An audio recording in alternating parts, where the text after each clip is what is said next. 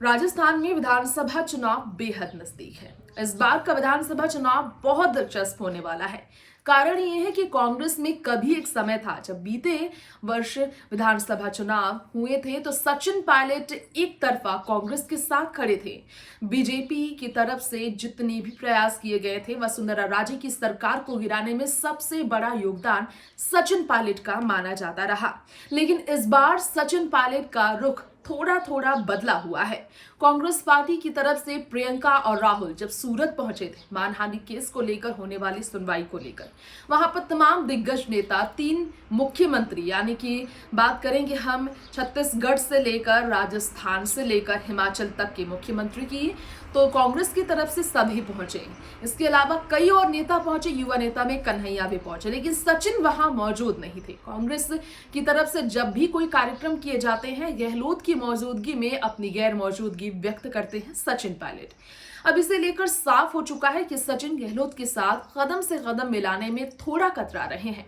जिस तरह उन पर आरोप लगा निकम्मा, नकारा और गद्दार का, वो आरोप अब भी है बरकरार और झुकने को तैयार नहीं है गहलोत। हाईकमान भी सचिन को लेकर नरमी दिखा नहीं रही। ऐसे में सचिन पायलट क्या वाकई में बीजेपी की तरफ से मिले ऑफर को स्वीकार करेंगे? अमित शाह ने भी दावे किए हैं बीजेपी के प्रचंड जीत के बारे में, पूर्ण बहुमत के बारे में।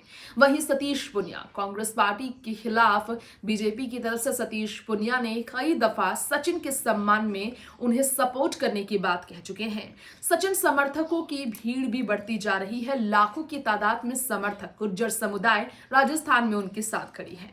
ऐसे में अपने समर्थकों के साथ महाराष्ट्र वाली स्थिति बना सकते हैं सचिन पायलट। जी हाँ, अपने समर्थक विधायकों को लेकर सचिन पायलट कांग्रेस छोड़कर बीजेपी के साथ नई राजनीतिक पारी की शुरुआत कर सकते हैं। इसका एक उदाहरण देखने को मिला था 2020 में, जब केंद्रीय नागरिक उड्डयन मंत्री ज्योतिरादित्य सिंधिया ने कांग्रेस का साथ छोड़ा। अचानक से इस युवा नेता ने बीजेपी का दामन थामा, उनका कदभार भी बढ़ा, उन्हें केंद्रीय मंत्री बनाया गया और यही उदाहरण देकर कांग्रेस पार्टी के खिलाफ नई रणनीति बना रही है बीजेपी। राजस्थान में सचिन को लेकर इशारे कर रही है कि उन्हें सिंधिया की तरह बीजेपी में आजाद तरीके से काम करने का मौका मिलेगा, क्योंकि कांग्रेस में उनके साथ न्याय नहीं हो रहा। इतने ऑफर के बावजूद सचिन कांग्रेस के प्रति अपना ईमानदारी दिखा रहे हैं और ईमानदारी दिखाने के पीछे कारण है सीएम कैंडिडेट बनना इस बार विधानसभा चुनाव में, जिसे लेकर तय किया गया है कि गहलोत के अलावा किसी और पर हाईकमान को इतना भरोसा नहीं।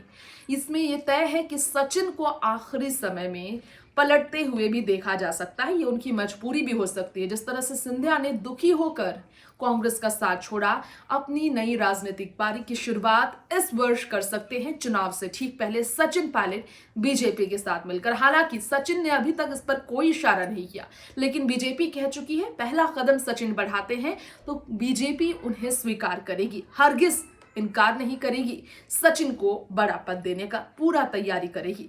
तो ये फिलहाल सचिन की राजनीति की नई एक जंग होगी इस बार कांग्रेस के साथ या कांग्रेस के खिलाफ, देखना होगा चुनाव के करीब आने पर। फिलहाल इस रिपोर्ट में इतना ही। बाकी तमाम खबरों के लिए देखते रहे राजनीति राग। नमस्कार।